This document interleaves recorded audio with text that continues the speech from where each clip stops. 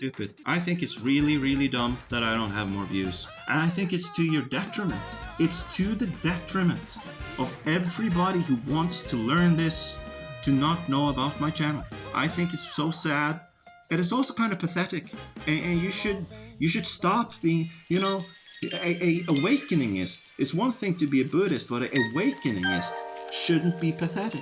A awakeningist should be somebody you look to as like that's some dude right there that is trying to get in touch with some real wisdoms. This happened to me one night.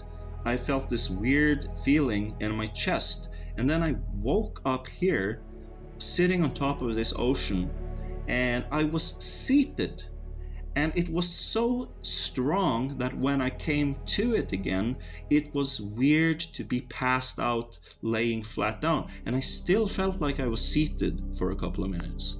It is ridiculous the low quality of bullshit advice that I have to compete with when I'm a freaking saint. These are my results. I'm completely sober when I do this. And these going in here, looking at this, visiting this, what is this? And that actually I don't have any answer. It's just the experience. This one is 100% real. Comes up, it eats the blobs, it eats the colored blobs, and then you go into the world. The city lights are calling out our names tonight. Let the rhythm take control until the morning light. Experience I've had, it started out like this, that I was in this alternate dimension, and then I came back to my body, but my body went out the same way a fire goes out on a match when you hold it up, and then it faded away, and I was suddenly here, and it had a very intense feeling. I developed this as a resource because the text, the Chat Chakra Nirupanam, where the chakras are coming from, the lotus petal chakras is coming from the text called Chat Chakra Nirupanam.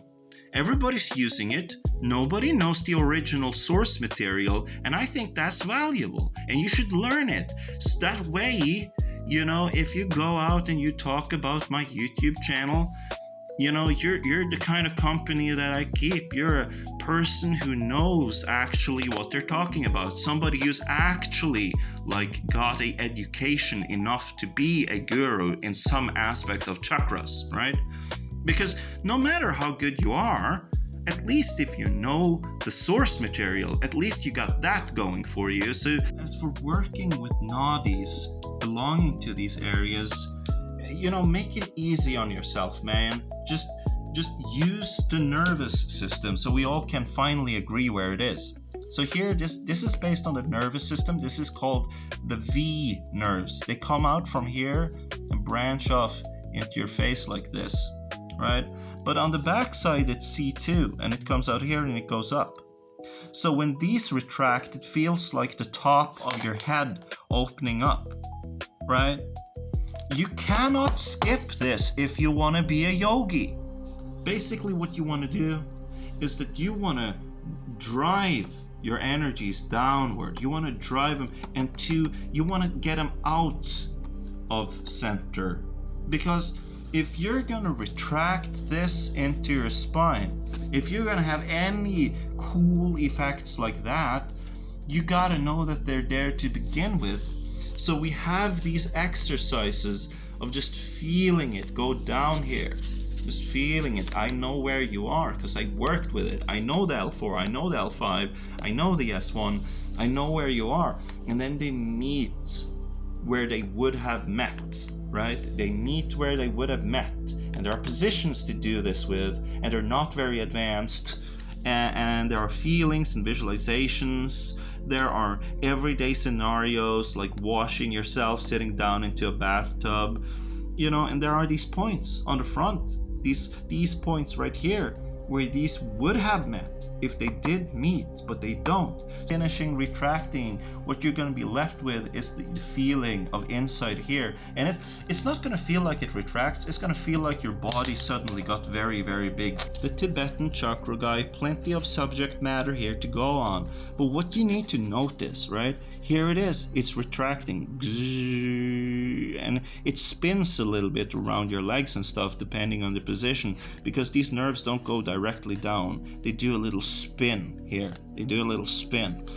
And here you see, here are the nerve plexuses, right? Nerve plexuses inside your body, different ones.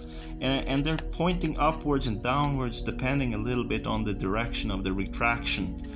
And so we come in here, these retract upwards, and they also spin around and they retract back here.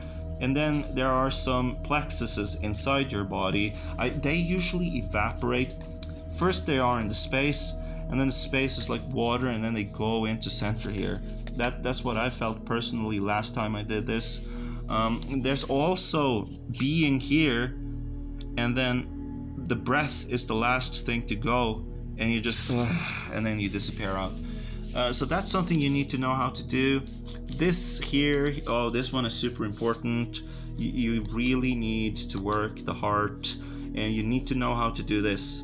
This you need to know how to do. Quite figured it out yet, but this was something that was suggested. And then you have this, and you have this. But if you really want to prime yourself for awakening, then there's one here, and there's one here, and of course above your head. And so it says here, for example, it says 17. Yes, I'm counting the sounds. So you have hum, and then you have 16 petals around it. So hum plus the 16 petals, which is im. So that's the Vishuddhi, right? And then there's the chakra here, and there's the chakra here, and then of course here. I mean, it's something you can focus on if you want to prime yourself. So we don't have a Anahata chakra yet, but we are developing resources, right? So here you have the Bana Linga. You know, of course, you guys know the Bana Linga that is in the Anahata chakra. And here you have the Vayu. I've done this, I've done that. I'm not gonna do the gateway experience. That's some new age. It's not old enough to be good. You know, it's not old enough to be good. I took that thing up so quickly, man. You have no idea. And I'm doing it, I'm integrating it. You know, I'm getting, look at that. Me blindfolded, me seeing my hands, you know, doing this, opening portals, just noping out and creating stuff. I can do this. This is something I can do. I can do this. I can go here. I can do this. I can turn this into this. It's no problem. And I've been here. This is like, for one time this used to be a daily occurrence, and sometimes I could break through right here, and I can do this. This one I could do on command for a little while when I was really good at the focus levels with the gateway experience. And I was doing this, and I knew how to do this, and I've made notes on how to do this. And it's not what you guys are getting from the monks. That I can tell you. You guys are listening to a bunch of people who don't know what they're doing, and you ought to share and come here and like it, and you ought to be here so that you can actually learn to this, so you can actually attain to this, and you can actually do this and see the room even though you're blindfolded, and you can actually do this and spawn in this and conjure up this, and you can actually do this and create freaking pure lands, and you can't do it because you're the people that are sharing the Dharma. They don't have your best interests at heart. This here, Monday 25th, I had a dream. There was a Pokeball, and there was a rabbit inside of it, and then there were some monks, and they came with some apples, and the apples was on a schema that looked like this, you know, schedule or something like that. And they gave me a song that looked like this, and then they showed me this. This was just appearing in the dream, but essentially it's like bodhicitta, Rick. Do the vow, do the bodhicitta vows, and you'll get armor. And I declined. I didn't say yes. I declined because, you know, it's basically like, I'm going to eternally reincarnate. It's basically the same as selling your soul. So I declined. Are you an arhat? Are you an arhat? See, it pisses me off that people don't understand how ridiculously high that actually is of an attainment. That they could think that Ajahn Chah is an arhat. Another thing I've seen this thing I saw, this thing I've seen, this what got me, it scared me a little bit. I saw this and he took out this hair and I was like, holy shit, that's my body. And then I wasn't even asleep, I just saw it. And I don't even think that my eyes were closed. I just saw it in front of me so vividly, as if I was a point of view in a room, and there was the stupa thing, and there was a hair inside the stupa, and I knew it was my body. Know what your lucidity can do. You have no idea what liberation truly is. Like, here, this is me being lucid. I was like, yeah, let's just change it. Like this.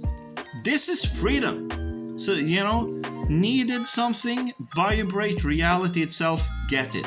Only sharing this.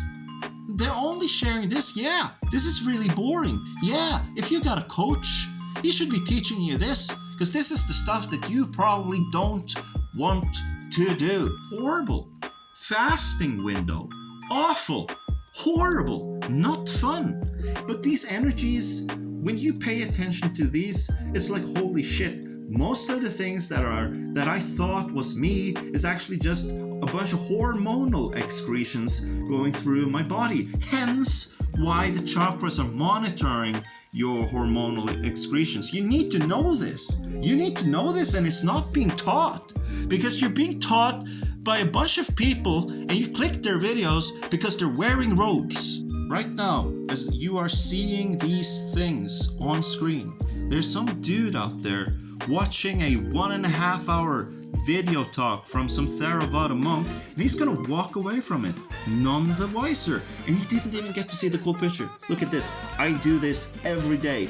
Within minutes I can create this. I can conjure this up. It's no problem. I deserve more views, and I'm sick and tired of pretending that I don't.